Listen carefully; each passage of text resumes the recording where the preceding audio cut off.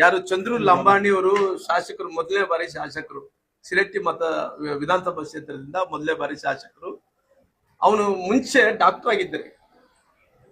ಆ ಡಾಕ್ಟರ್ ಇರೋಂಥ ಟೈಮಲ್ಲಿ ನಾವು ಅವ್ರನ್ನ ಆ ಶಿರಟ್ಟಿ ವಿಧಾನಸಭಾ ಕ್ಷೇತ್ರಕ್ಕೆ MLA ಮಾಡ್ಬೇಕು ಅಂತೇಳಿ ಅವತ್ತು ಸಂದರ್ಭದಲ್ಲಿ ತೀರ್ಮಾನ ತಗೊಂಡು MLA ಆದ ನಂತರ ಬಹುಶಃ ನನಗೆ ಗೊತ್ತಿರೋಂಥ ಪ್ರಕಾರ ಚಂದ್ರು ಲಂಬಾಣಿ ಬಗ್ಗೆ ಇವ್ರು ಯಾರಿಗೇನು ಗೊತ್ತಿಲ್ರಿ. ಅವನು 5 ಕೋಟಿ ತಗೊಂಡಂತ ಮಂದಿ ಅಲ್ಲರಿ. ಅವನು 5 ಲಕ್ಷ ಏನನ್ನ 5 ಕೋಟಿ ತಗೊಂಡನಂದ್ರೆ ನಾವು ನಂಬಬಹುದಾಗ್ಲಿ. 5 ಲಕ್ಷ ರೀ ಅವನನ್ನ MLA ತಗೊಂತಾನೇನ್ರಿ?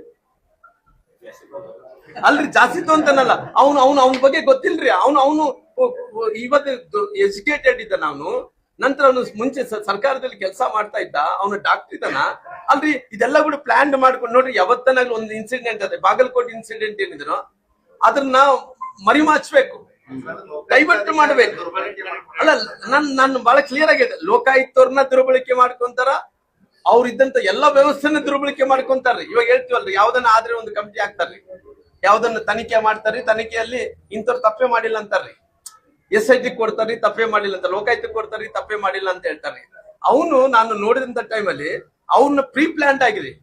ಅವರೇ ಅಧಿಕಾರಿಗಳು ಬಂದು ಅದು 5 ಲಕ್ಷ ರೂಪಾಯಿ ಸಂಗ್ರಹಣೆ ಮಾಡ್ಕೊಂಡು ಆಸ್ಪತ್ರೆಗೆ ಬರ್ತಾರೆ. ಈ ಆಸ್ಪತ್ರೆ ಇದೇರಿ, ಈ ಆಸ್ಪತ್ರೆದಲ್ಲಿ ಯಾರ ಬೊಕ್ಕಣದಲ್ಲಿ ಎಷ್ಟಿದೆ ನಮ್ಗೆ ಗೊತ್ತಿಲ್ರಿ.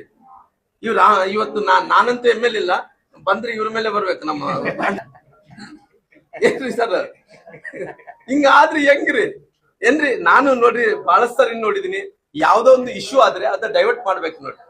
ಡೈವರ್ಟ್ ಮಾಡ್ಬೇಕಂತೇಳಿ ಒಂದೇ ಒಂದು ಕಾರಣದಿಂದ ನಮ್ಮ ಚಂದ್ರು ಲಂಬಾಣಿ ಮೇಲೆ ಈ ರೀತಿ ಕಾನ್ಸ್ಪಿರಸಿ ಮಾಡಿ ಅವನ್ನ ಸಿಗಿಸಾಕಂತ ಕೆಲಸ ಮಾಡಿದ್ದಾರೆ.